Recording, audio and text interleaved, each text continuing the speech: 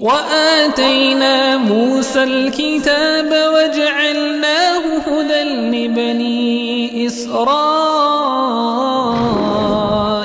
ألا تتخذوا من دوني وكيلا. We made the call from Mount Zion. He made the call. I made the call. But nobody listened. These brothers did. So I want to go over and show you exactly what I was understood. I hope that you're able to understand and see what got me coming in. These brothers. And when I first met these brothers, right, I know they was like, who is this Negro coming here? But I told them, I said, the Most High sent me. And when I told them, I said, the Most High is going to use you, brothers. I seen it. I've been to other camps. Everybody shut their door on me. Come. I spent a little time. You might tell you how I know this is real. I went back to Egypt because I was one of the brothers amongst my cousins to telling people to come out there. I was wrong. I was telling them to come to the wrong place. In the midst of that, I got locked up. They put me in prison, not once, twice. I was in prison twice out there. And when the FBI, their former FBI, came to me, right? He slid a picture over. That's you? Yeah, it looked like me. He said, we know what you're doing. We've been watching you. We see everything you're doing there. I said, okay. Let's sit down and talk. And I explained to him, I said, yeah, we are the children of Israel. We are Bani Israel. Because I knew in their Chron, they understood the difference between Yahudi and the sons of Jacob. Right? And to them, we're considered Muslims. I said, yeah, we're Muslim. We're the true Muslims. We're the ones who are the true teachers of you. So eventually, they didn't mean to let me go. They actually made a mistake and let me out. They called my wife once I got to Jordan. That's a whole nother story. And they called my wife. And I'm like, damn. I was like, remember the belly? They said, excellent. Nigga, how you get this number? That's what I said to her. They can call my wife. I said, yeah, they got your number. She said, yeah, they on the phone with me. They called. I said, to talk to her. She said, they asked her, where are the rest of the Hebrews at? She said, where's your husband at? She said, y'all let him go. He was quiet. So we knew then they didn't mean to let me go. Then, later I heard from my brother Joshua, his wife, for the same reason, they was trying to consider me a spy, trying to tie me into terrorists. Same as the elder here. So I'm going to show you what I learned, and I hopefully get to enable you to move. Now, anybody from Demona, right, you know if you see this amount of brothers in a ride, that's going to scare the heck out of them. Absolutely. Am I lying? Absolutely. Oh, yeah. This is a threat. And the only way we're going to get out of this captivity, I'm going to show you according to the word of the Most High. Not my word. Go ahead. Give me 2 Chronicles chapter 7, start at 13.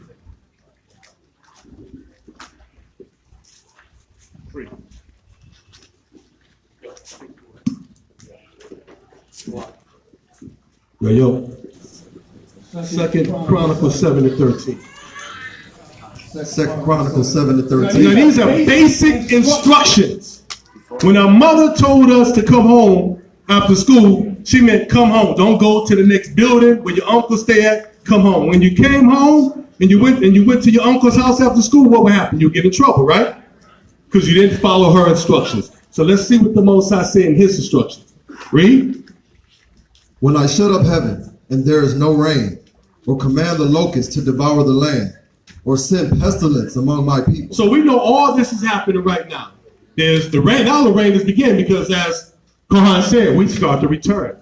You should have seen what happened last tabernacle. The grass is becoming greener. Waters are returning. Oh, some of y'all seen the waters are returning to the desert. It didn't happen before. Ask the Jewish people. Ask some of our people in Demona. It didn't happen. But 5 years ago, all this began when we proclaimed and called our people back to return to Mount Zion.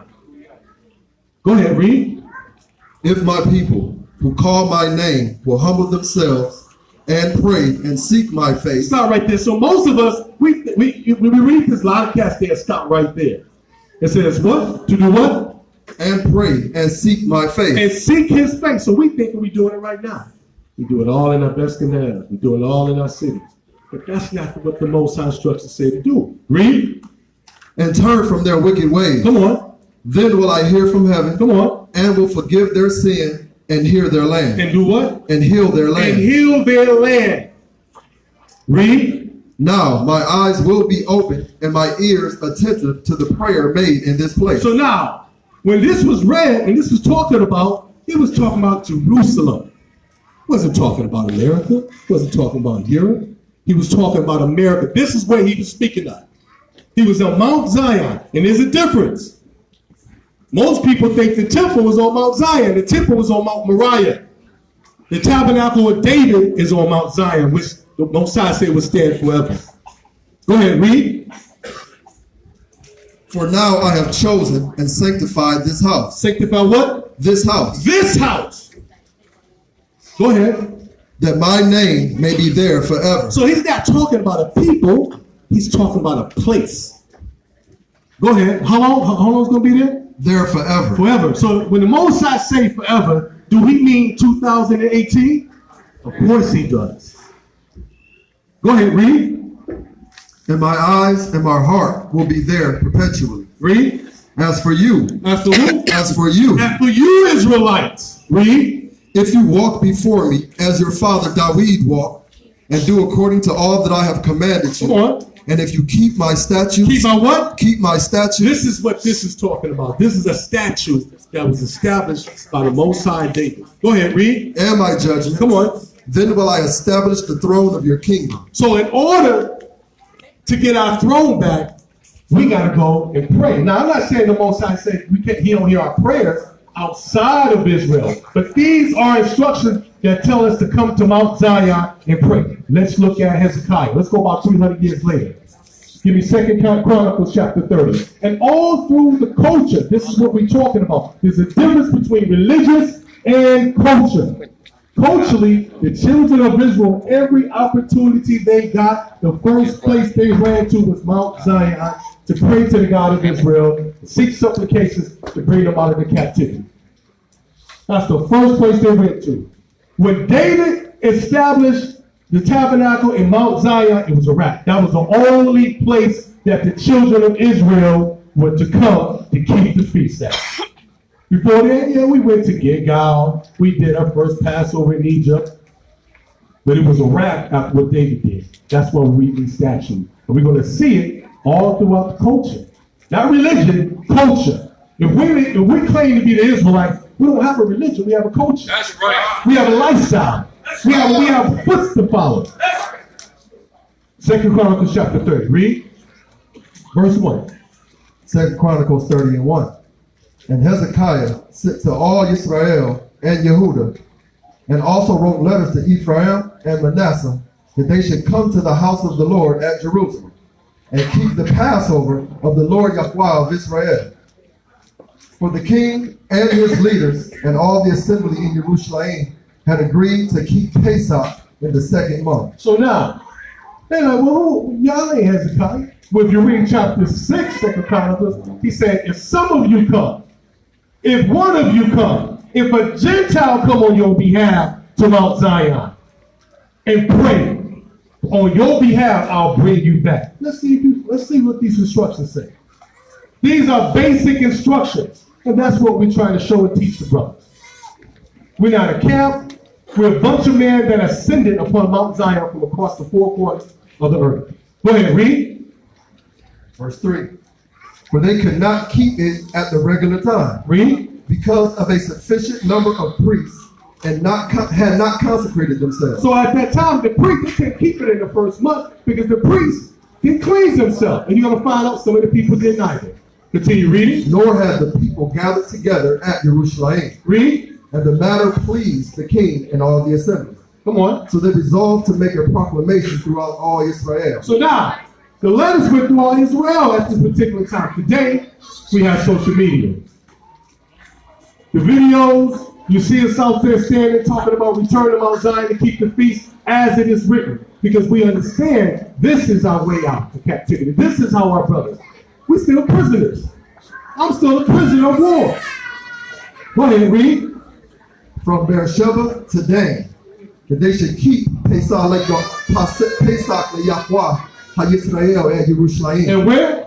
And Jerusalem. In Jerusalem. So we're talking 300-400 years after David established this statue here. Go ahead, read.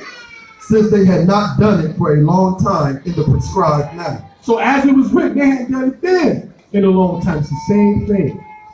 Now we're starting to keep the feast as it was written. But we don't take the priestly orders because then we're going beyond our duties. We do as it was written for the people. And most brothers say, well, how can you keep the Passover in the feast? Well, I'll go right back to the Hamashiach when he was taught Matthew 5:17, which says, think not that I come to destroy the Torah. I come not to destroy the Torah, right? But then who was he talking to? He had an audience. Because at that time, some of our people wasn't keeping the Pesach. He said, well, was our forefathers keeping Passover? Was it a priesthood in Egypt? No, it was not. You had a people. You had the 12 tribes of Israel. That's the first Pesach. It wasn't a Levitical priesthood. That's a whole different order. That came afterwards. So the Mashiach brought it right back to the beginning. Continue reading. Verse 6. Then the runners went throughout all Israel and Yehuda. Come on. With the letters from the king and his leaders. So this is the same thing. This is the documentary. This is the information saying return to Zion. Go ahead, read. And spoke according to the command of the king. Read. Bnei Israel, return to Yahweh of Abraham. So it says return. The same thing we just read. Return there. Return to Jerusalem. Read. Yitzchak and Israel. Then he will return to the remnant of you who so have hold escaped. on. So the Most High says, if you come back and return here in Jerusalem, keep the feast as it is written, then he's going to return the remnant of our people that's out in the world, in the captivity. That's the promise. Only thing we can do is hold him to his word. That's that simple. We haven't tried that. As a nation of people, none of us tried that, but now we're doing it. And you have the right, when you come up to Mount Zion, said, you said, if we come back and keep the feast, that you'll return our brothers. You have the right to hold the Most High to his word because that's his word. Hallelujah. Go ahead, read. And do not like your fathers Come on. and your brethren Read. who trespassed against Yahweh of their fathers, so that he gave them up to desolation, as you see. Read. Do not be stiff-necked. Do not be what? Do not be stiff-necked. Don't be stiff-necked. Do not be stiff-necked, Israel. You are a threat. Imagine this. I'm imagining you in the rod. I'm imagining you in Tel Rod. I'm imagining you in Dimona. You are a threat. If we say we're going to take the kingdom, we got to go to the front line of the war. And that spiritual war is taking Mount Zion. That's where we're going to get the land back. You can't do it from here. You can't. Even the Edomites, even the Gentiles, when they bomb, they always bomb in other countries, but they always have foots on the what do you call it? Boots on the ground. Boots on the ground. Boots on the ground. They have boots on the ground there. Somebody's there. Go ahead, read. Now do not be stiff-necked Come on. as your fathers were. Read. But yield yourselves to Yahweh. Submit, Negroes. Submit yourself, Israel, to the Torah as it was written. Come on, read. And enter his sanctuary. Into where? Enter his The sanctuary. sanctuary is in Mount Zion, not in Solomon's temple.